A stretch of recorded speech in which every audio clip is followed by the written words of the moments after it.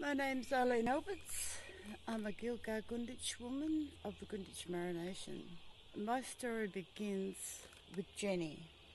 Jenny was born in the 1820s.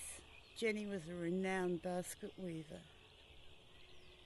who, down through time, passed her knowledge onto her daughter-in-laws, down to my grandmother, Fanny Carter.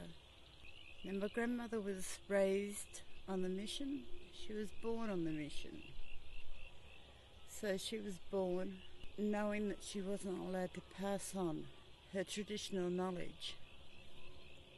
So she wasn't allowed to teach her daughter, Aunty Connie Hart, how to make baskets.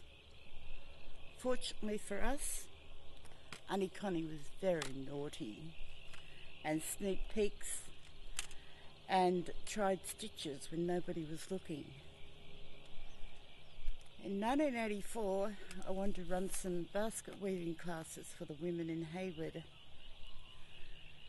I went to Aunty Con and I asked her to show us how to make those baskets, and the first reaction was, no, the white man will come and take away your children.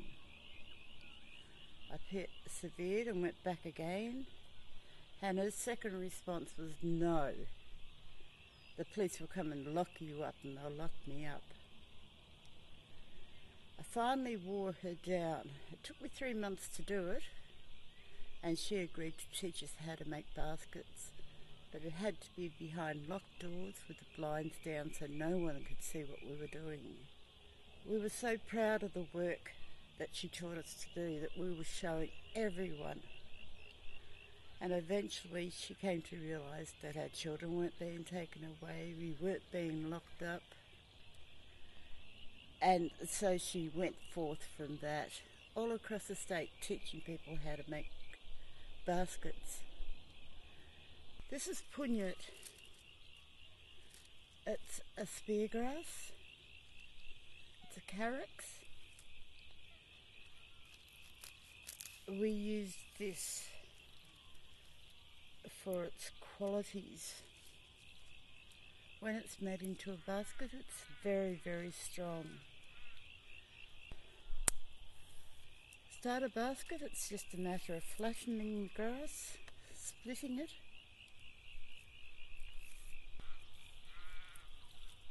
and I'm just going to fold that in half to give me the thickness that I need to start this basket off. We call this bit the tail. What I'm doing now is getting a working piece. When we pick this grass, we always leave the seeds behind in the hope that those seeds will germinate and produce more grass for us. Very, very simple. Now, I remember how Aunty Con taught us how to make it. She was telling us her story of sneaking peeks and being naughty and trying stitches when the elders left their baskets alone for a little while. And of course we were absolutely fascinated by her story. But at the same time she was also making a basket. She had done this bit, turned it into a circle and gone around, and at the end of her story she has said, well, I've shown you how to make a basket now, go and start one.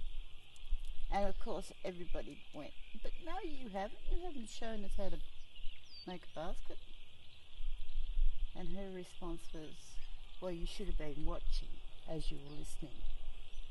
Now go and do it.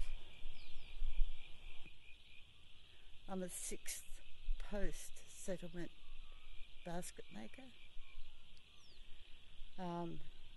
My daughters, of course, are 7. My granddaughters are 8. So 8 generations post-settlement.